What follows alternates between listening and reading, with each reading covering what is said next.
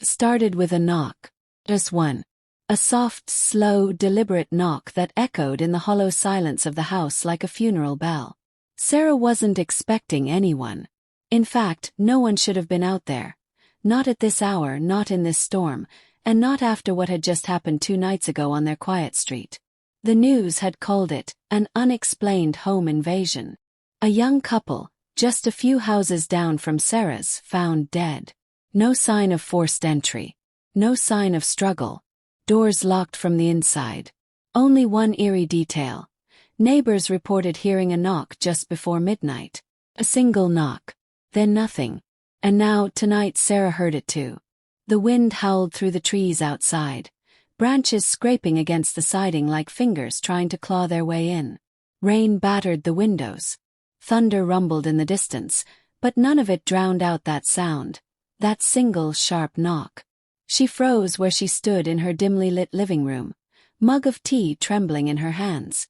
The fireplace crackled behind her, casting flickering shadows that seemed to move even when she stood still. Another knock, a little louder this time. She set her mug down and walked slowly to the door. Her heart pounded with each step. No one ever came to her place unannounced. She peered through the peephole. Nothing. Just the rain. Then the porch light flickered. Suddenly the knock came again, this time 3 short taps. Sarah stepped back.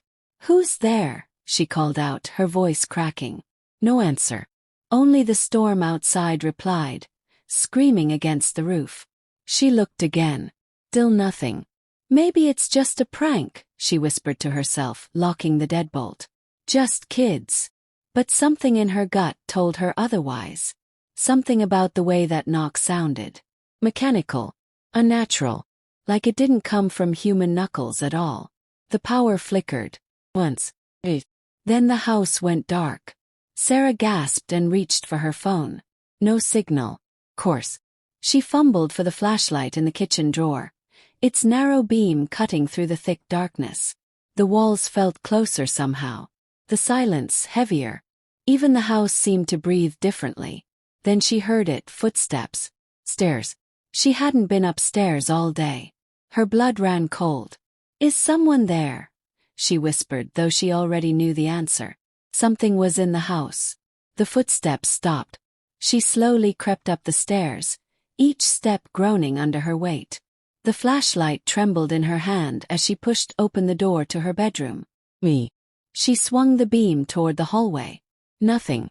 But then, another sound. From the guest room. Soft creaking. Like a door slowly swinging open. She turned the corner. The guest room door was ajar. She hadn't used that room in weeks.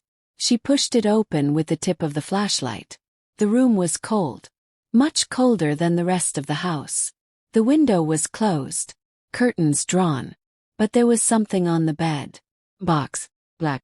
About the size of a shoebox. It hadn't been there before. A note sat on top. Scribbled in red ink. It simply read, "Answer the door." Her pulse surged. She backed away, heart hammering in her chest. Suddenly another knock. This one wasn't like the others. It boomed through the house like a fist slamming against steel. It rattled the windows. It wasn't possible. No one could knock like that. She ran downstairs, shaking. Her hand hovered over the lock. Something inside her screamed not to open it. Every instinct told her that whatever was on the other side didn't belong in this world. Then the whisper came. From right behind her. "Answer it. Or I will." She turned quickly, swinging the flashlight. Nothing. The living room was empty. But the air felt charged, like static before a lightning strike. She turned back to the door. Her hand moved on its own. She didn't want to open it. But something wanted her to. She unlocked it slowly. The doorknob turned. Creaked open. No one was there. Just the empty porch. She stepped outside. The rain had stopped. The air was still. But something was wrong. The street was pitch black. No lights in any house. No cars. No sound. It was like the world had stopped existing beyond her front yard. She turned back toward the house, and the door slammed shut behind her. She pounded on it. No. Well, let me in. But no one answered. Then from behind her, footsteps on the wet grass. She turned slowly. There was a figure at the end of her driveway, dressed in black, face obscured by shadow. It didn't move, just stood there, watching. She backed toward the house, tried every window, all locked, no way in. The figure began to walk, one slow step at a time. She ran around the back. Her heart felt like it would explode. She tried the back door. Locked too. The figure was closer now, only a few feet away. She screamed and grabbed a flower pot, smashing the kitchen window. She cut her hand on the glass but didn't care. She climbed through, landing hard on the floor. She turned around, no sign of the figure. But when she looked back at the guest room upstairs, the box was open and empty. Her phone buzzed. Had signal. One new message. No number. Just a text. You opened the door. Now it's in. She dropped the phone. From upstairs she heard her voice, calling to her. Sarah. But it wasn't her. It was her voice but wrong. Twisted. Hello. It echoed down the stairwell like a broken recording. She backed away slowly, but her own body felt heavy, like something was pushing her toward the stairs. Sarah. Come see what you let in. The lights flickered back on. Every light in the house. All at once. The living room. The kitchen. The upstairs hallway. She looked up and saw a shadow on the wall. Something massive, hunched, with long limbs that didn't move like a human's. Its shape bent unnaturally as it crawled along the ceiling. She screamed and ran for the basement. Slamming the door shut behind her, she locked it and turned off the lights. She crouched in the corner, trying to stay silent, even as the thing above dragged its body through the house. It whispered to her through the cracks in the door. You opened the door, Sarah. That was your last knock. Then silence. Long, dreadful silence. Hours passed. Maybe more. Then a knock. Not on the door upstairs, but on the basement door. One single knock, followed by a voice. Her mother's voice. Sweetheart. Let me in. Her mother had been dead for 6 years.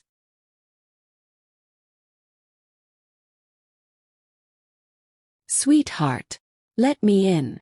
Sarah's blood froze. She hadn't heard her mother's voice in years. Not since the funeral. Not since she stood in front of her casket, whispering goodbye through tears. But now, that same voice was just on the other side of the basement door. Familiar. Warm. She pressed herself against the cold wall, knees pulled to her chest, flashlight off, breath held tight in her lungs. Her heart slammed against her ribcage so loudly it felt like the thing on the other side could hear it. Sarah, her mother called again, gently now. It's me. I've come to take you home. Sarah covered her ears. No, she whispered. You're not her. You're not real. The voice paused. Then it changed. It warped into something harsh, grating, like broken glass dragged across a metal plate. You let me in, Sarah. You opened the door. The knock came again, louder, more violent. The door shuddered on its hinges. Sarah screamed but no sound came out. Her throat locked up. She scrambled behind an old cabinet, knocking over boxes and tools in her panic. The thing behind the door began to laugh. Low, rattling, inhuman. And then silence. No more knocking. No more voice.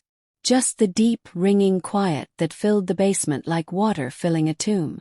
Sarah stayed crouched there for what felt like hours. Her limbs cramped. Her eyes stung. Her throat burned. But she didn't move. Not until morning light finally slipped through the basement window. Cautiously, she stood and walked to the basement door. She placed her ear against it. Nothing. Slowly, she unlocked it, pulling the door open a crack. The hallway upstairs was bathed in sunlight. Warm, golden. Like nothing had happened. She crept out, flashlight still clutched in her bleeding hand. The house was empty. Quiet. The broken kitchen window was still shattered, glass glittering on the floor. Everything looked normal. But Sarah knew it wasn't. She looked toward the guest room. The black box was gone. So was the note. Her phone was still on the floor. She picked it up and opened the text thread again. The message was still there. You opened the door. Now it's in. Her hands trembled. She had to leave. She threw a few things into a bag. Wallet, keys, charger, a knife from the kitchen drawer, and bolted out the front door. The sky was bright and blue. Birds chirped. Neighbors watered their lawns. It was as if the world hadn't changed. As if last night never happened. But Sarah knew better. She drove. And drove. No destination. Just away. She passed towns, signs, and exits she didn't recognize. Hours went by. Her gas tank neared empty. Her phone refused to load maps. No signal again. Then she saw the motel. Red Pines Inn. Faded sign. Flickering neon. She pulled in. At the front desk, an elderly man handed her a key without speaking. Just smiled with too many teeth and too little warmth. Room 7. She locked the door behind her and checked everything twice. Windows, bathroom, closet. She tried to call someone. Anyone. No signal. She curled up on the bed, eyes heavy, heart sore. Maybe it was over. Maybe whatever came through that door stayed behind. But deep down she knew it wasn't. She drifted into uneasy sleep. She dreamed of the door. Always the same door. She'd stand before it, afraid to knock, afraid not to. In the dream, her mother would appear behind her and whisper, "You already did." She woke up gasping. The room was dark. The clock read 3:03 a.m. And then she heard it. He sat up. Not again. This knock came from the closet. She stared at it, frozen. Then silence.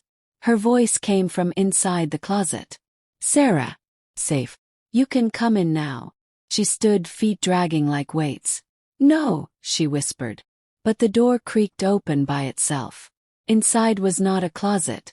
It was a hallway. The same hallway from her dream. The same door at the end. Stood waiting. This was no dream. This was real. Something had followed her. She stepped back. Slammed the closet shut. Then her phone lit up. New message. "We're not done yet." He screamed. He tried to leave. Grabbed her bag. Ran for the door. But it wouldn't open. The knob wouldn't turn. She pounded on it. "Help! Someone, please." But outside the door, silence. Then a knock. This time from the motel room door. Sarah backed away. "No," she begged. "No more." The knock came again. The hallway closet door creaked open once more. From inside she heard voices. Her voice. Her mother's. Her father's. People she hadn't heard in years. All calling her name. Then another voice. Cold. Mechanical. "This is the last knock, Sarah." She dropped to the floor, covering her ears. "I didn't mean to open it. I didn't know." The voice whispered directly into her ear now, though no one was near her. "You answered the first one. You ignored the second. But the last knock is never ignored." She looked up. The room around her was warping. Walls stretched like melting wax. The ceiling dripped shadows. The bed twisted into grotesque shapes. Her reflection in the TV screen smiled back at her. Eyes black, mouth wide, too wide. The door burst open. But nothing stood there. Just the hallway. She had no choice. Something was pushing her forward. She stumbled out. The motel hallway was no longer real. It was endless. Dim. The walls pulsed like breathing flesh. Doors lined the hall, each with names she recognized. People she had known. People who had vanished. One door glowed. The one with her name. She tried to run. But the hallway curved back toward it. No matter which way she went. She stood before it again. Final door. The last knock. Her hand reached up without her control. She knocked once. 3 times. The door creaked open. Inside she saw herself. Tied to a chair. Eyes wide. Mouth gagged. The other version of her looked up, shaking violently. Tears running down her face. Then the thing appeared. It didn't have a shape. It was a shifting mass of shadows and whispers, forming faces that weren't real, hands that didn't end. It looked at her and smiled. "You opened the door," it said. "Now you stay." She goes. The thing pointed. The Sarah in the chair vanished. And the new Sarah, this Sarah, was shoved inside. The door slammed shut. Outside, another Sarah stepped out of the motel, blinking against the sun. She walked to the car, started it, drove away. Inside the motel room, the light flickered. From the closet came a voice. Then silence. Conclusion. Some doors should never be opened. Some knocks should never be answered.